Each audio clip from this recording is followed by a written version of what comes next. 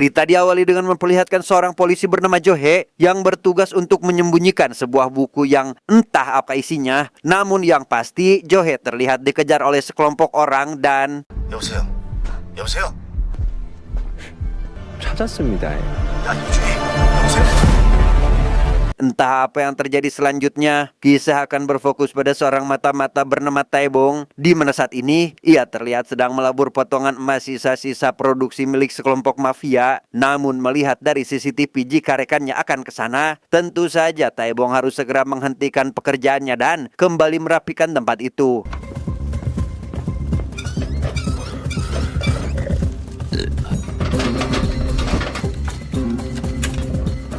Berhasil mengelabui rekannya bernama Park, Taebong pun langsung menyembunyikan emasnya di langit-langit kamar mandi yang baru saja selesai menyimpan emas tersebut. Tiba-tiba saja terdengar suara tangisan perempuan dan tiba-tiba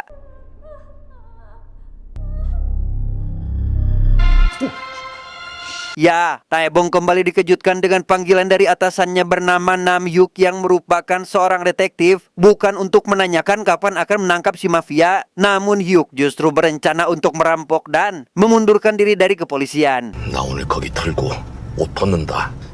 에? 잠시만요, 오 형사님. 털고 옷을 벗다니. Tak paham dengan pemikiran gila atasannya, Taebong segera membawa tas berisi emas tersebut dan berencana mengambil semua itu untuk dirinya sendiri. Ia menghiraukan panggilan Park dan langsung pergi dari jendela kamar mandi. Namun setelah melihat para penyelundup asli ada tepat di bawahnya, ia pun mengurungkan niatnya tersebut. 팬이 지금 착수한대요. 팬이 빨리 나오세요.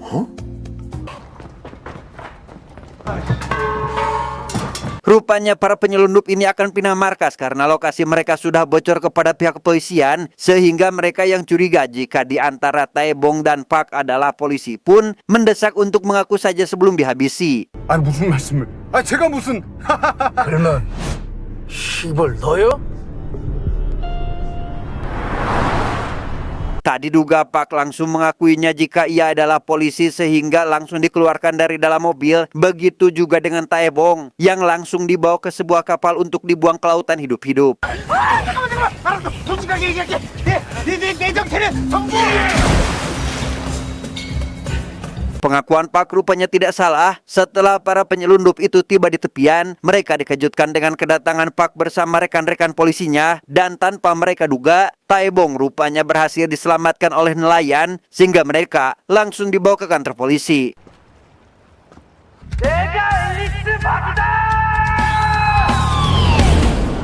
Selama ditahan di kantor polisi, Taebong yang mengaku seorang informan detektif Nam Hyuk terus saja meminta Park menghubungi dan membebaskannya. Sejak awal sebenarnya ia tahu jika Park adalah seorang polisi. Namun Park juga tahu jika Taebong diam-diam menyembunyikan emas di atap kamar mandi. 모르셨구나. 내가 눈 감아준 거. 그럼 벌써 잠깐만. 오케이. Sadar tak bisa membela diri lagi, Taebong menawarkan kerjasama dengan akan memberitahu mafia penyelundupan emas terbesar yang sebenarnya, di mana wajah Taebong yang terlihat meyakinkan membuat Park akhirnya tertarik untuk mendengarkan penjelasannya. 오케이.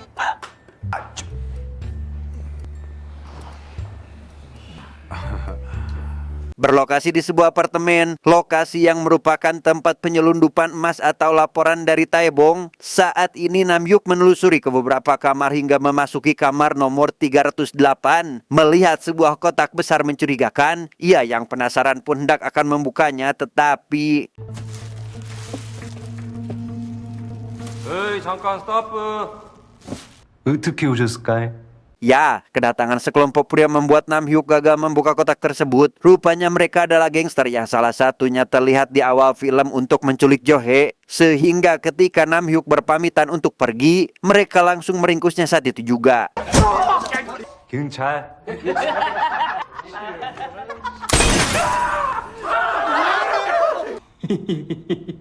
Dan inilah sosok mafia besar dari penyelundupan emas ilegal tersebut bernama Sanggil. Saat ini ia sedang memeriksa semua bawahannya untuk mencari informan di antara mereka yang setelah meyakini jika informan tersebut adalah yang paling banyak mengetahui informasi, Sanggil langsung menghabisi yang mencurigakan tersebut saat itu juga.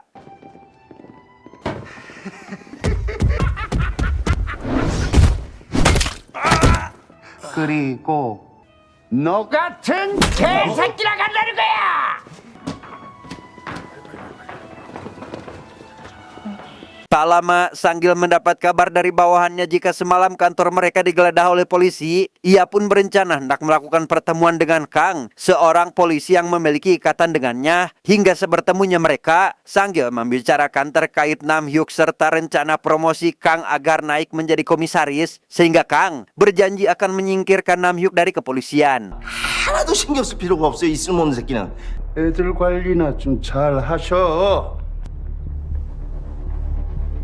Lain di depan, lain di belakang, tujuan Kang mendekati Sanggil rupanya untuk mencari tahu titik kelemahannya. Pagi ini ia memarahi seluruh anak buahnya karena belum menghasilkan apapun dari misi penangkapan Sanggil. Namun kali ini Kang menambah tugas baru dengan mencari tahu apa yang sedang direncanakan oleh si detektif Nam Hyuk.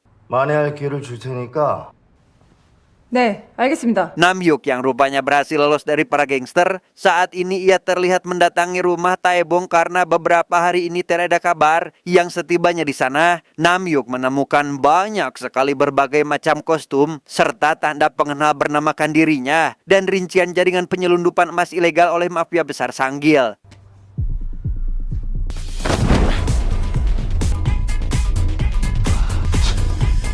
Selain menemukan rincian dari jaringan penyelundupan emas, Nam Hyuk juga menemukan sekantong uang gepokan dan beberapa mutasi rekening, yang mana semua itu ternyata dilakukan Taebong sejak 2 tahun menjadi informan Nam Hyuk. Selain membocorkan para penjahat, mafia, dan bisnis ilegal, Taebong yang tak ingin rugi pun selalu merampas uang mereka setiap kali berhasil menjalani misi.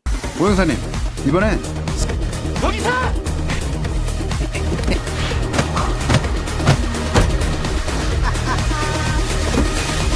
Nam Hyuk pun langsung membawa sekantong uang tersebut. Namun saat ia akan keluar dari sana, sekelompok gangster suruhan Sanggil yang sedang memburunya sudah berada di depan pintu sehingga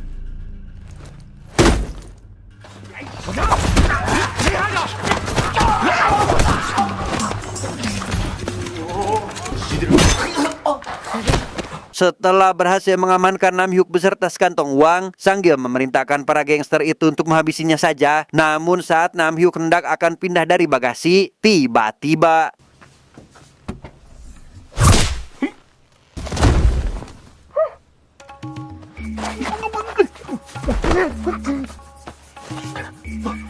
ya, pada kesempatan itu Nam Hyuk diam-diam hendak melarikan diri. Para gangster yang menyadari hal itu pun langsung mengejarnya. Melihat Nam Hyuk tertabrak oleh mobil polisi yang sedang berpatroli di area sana, membuat mereka memutuskan untuk kabur saja.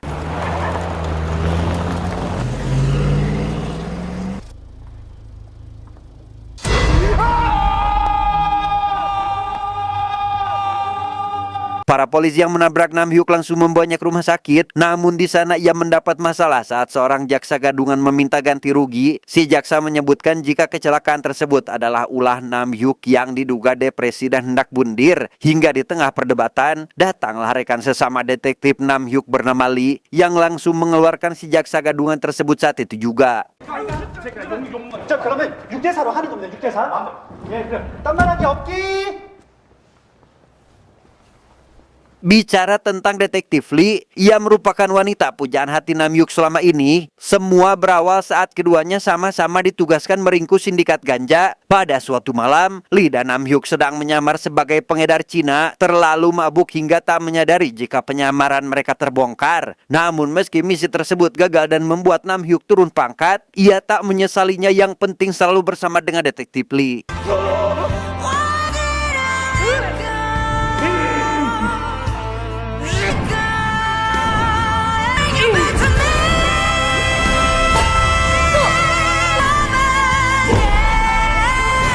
Setelah keluar dari rumah sakit, Nam Hyuk mengajak Lee untuk makan malam di sebuah restoran. Di sana Lee sempat salah paham karena Nam Hyuk terus saja membahas misi gagal mereka. Yang di tengah pembicaraan itu, Nam Hyuk yang memang sedang mencari keberadaan Taebong pun tak sengaja melihat beritanya dari TV tertangkap oleh polisi sebagai penyelundup emas batangan. 찾았다.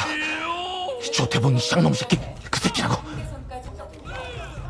Tanpa menunggu lama, Hyuk dan Lee langsung mendatangi kantor polisi tempat Taebong ditahan. Di sana Taebong langsung diinterogasi mengenai apa yang terjadi pada malam itu. Namun dalam penjelasan Taebong, ia sempat menyinggung Nam Hyuk yang berencana akan merampok tempat penyelundupan tersebut dan mengundurkan diri dari kepolisian. 근데 이놈들은 나를 어리버리 박씨로 착각해가지고 바다에 빠뜨려 죽이려고 하지. 내가 진짜. Meski agak dibuat malu karena ketahuan berniat merampok, Nam Hyuk mulai menjelaskan dari sudut pandangnya. Malam itu, ia memasuki kamar apartemen nomor 308 dan tak sengaja menemukan sebuah kotak mencurigakan yang belum sempat diperiksa karena para gangster lebih dulu menyerangnya. Hingga pada malam berikutnya saat di rumah Taebong, ia kembali diserang dan diculik oleh mereka sampai berakhir di rumah sakit. 누구 때문에? 아, 너 누구 때문에 따로 장부터 썼다? 에? 태봉 맨션 조태봉 씨. 그 맨션도 네 거지. 이 씨발. 뭐? 죄송합니다. 형사님. Mendengar kamar nomor 308, Taebong mengaku jika ia sering mendengar suara jeritan seorang gadis yang tampak kesakitan. Mereka pun akhirnya pergi ke apartemen tersebut untuk memeriksa CCTV. Dan kebetulan sekali sekelompok gangster terlihat sedang memindahkan kotak besar itu ke dalam sebuah mobil, hingga membuat Taebong mengira jika di dalam kotak itu adalah korban pembunuhan.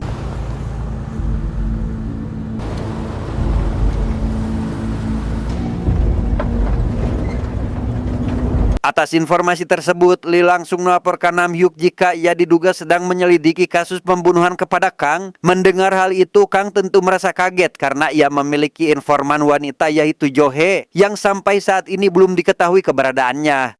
우 형사가 데리고 다니는 정보원 하나가 있는데 그 정보원 얘기론 그 건물 308호에서 어떤 여자가 살해당했고 Malam itu Sang-gil sedang mengadakan pertemuan dengan elit politik di mana Kang juga datang untuk ikut membicarakan promosi kenaikan pangkatnya sebagai komisaris polisi. Namun Sang-gil tampak masih kesal karena bawahannya yaitu Nam Hyuk masih saja mengusik bisnisnya. Terbukti saat Kang tak dilibatkan dalam pertemuan itu. 아이, 여기 그 테이블로 좀 안내해드려. 네.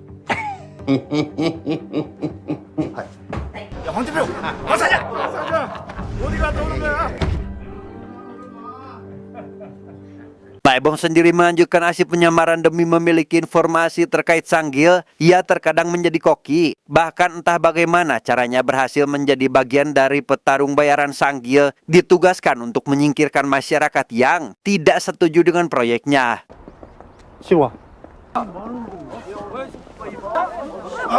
아이, 진짜 이 사람들이 여기가 어디라고? 안 꺼져? Aksi Taebong yang justru melenceng dari mereka membuat penyamarannya terbongkar. Mereka sadar jika Taebong dipastikan informan atau mata-mata polisi. Ia akhirnya sempat lolos dan masuk ke mobilnya. Namun tepat saat akan menghidupkannya, para gangster sudah lebih dulu berada di dalam sana. 대체 어디 있는 거야? 오, 깜짝이야!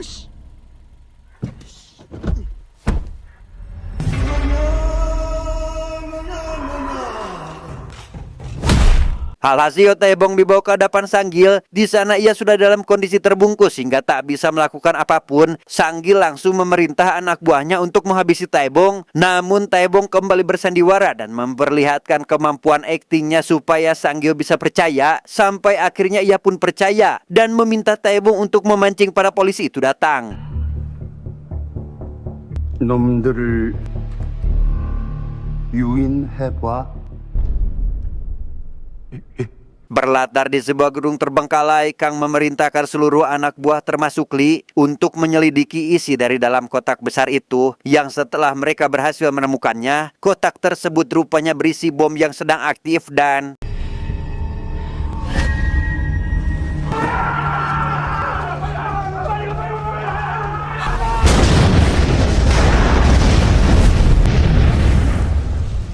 beruntung ledakan tersebut tidak terlalu besar. Nam Hyuk yang saat itu kebetulan bersama mereka segera menyelamatkan Lee dari dalam gedung dan menyewa hotel terdekat untuk beristirahat, di mana Nam Hyuk dan Lee masih tak paham dengan apa yang terjadi saat ini. 고마워, 이 형사. 괜찮아요?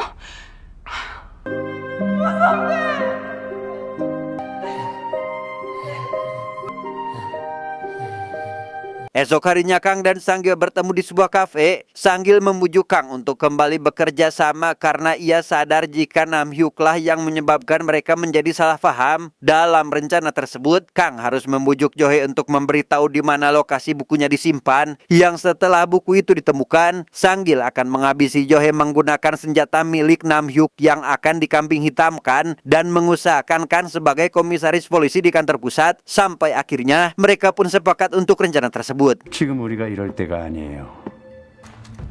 이걸로 그년을 쏴 정리하는 겁니다.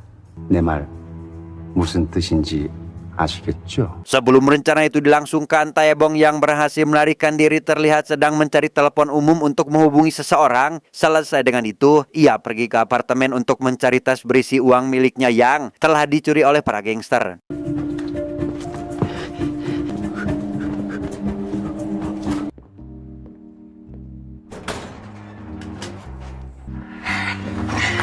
Berhasil membawa tas berisi uang itu, Taebong tak sengaja melihat seseorang mendorong gerobak dengan seorang wanita di dalamnya. Ia yakin jika wanita tersebut adalah Johe, dan alasan mengapa Johe masih hidup karena merupakan seorang juru kunci, satu-satunya yang mengetahui di mana buku besar milik Sanggil disembunyikan.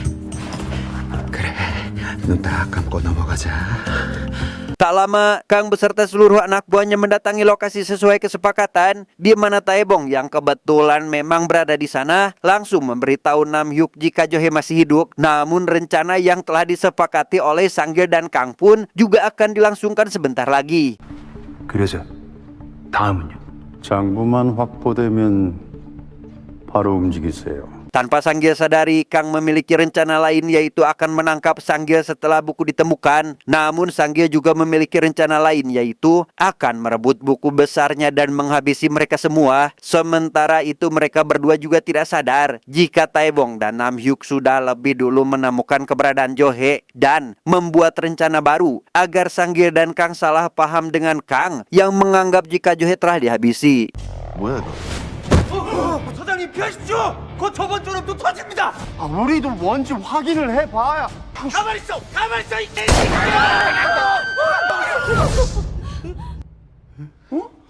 Setelah Nam Hyuk ketahuan membawa Johe, terjadilah aksi baku tembak yang cukup menegangkan. Nam Hyuk meminta Taebong agar membawa Lee dan Johe ke tempat aman, sementara ia akan menghadapi mereka semua terlebih dahulu.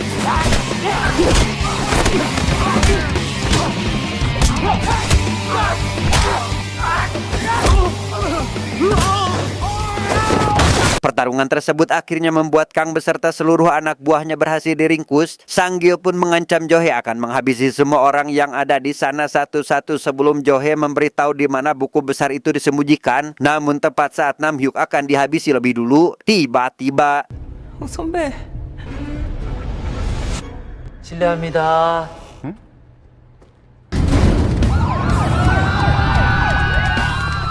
Yo, datanglah detektif Park beserta para rekan-rekan polisinya. Ia mengetahui semua informasi ini atas laporan dari Taebong. Melihat Sanggil akan melarikan diri, Nam Hyuk yang takkan membiarkan hal itu terjadi pun segera mengejarnya sehingga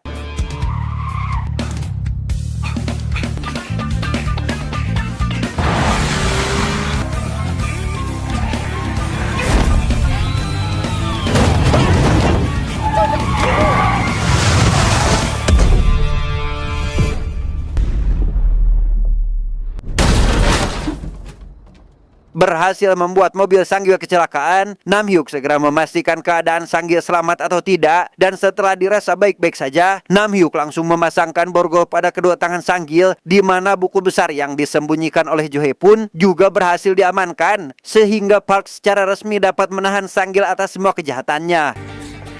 자, 그럼 안녕히 계세요, 여러분. 좋겠다. 좋대.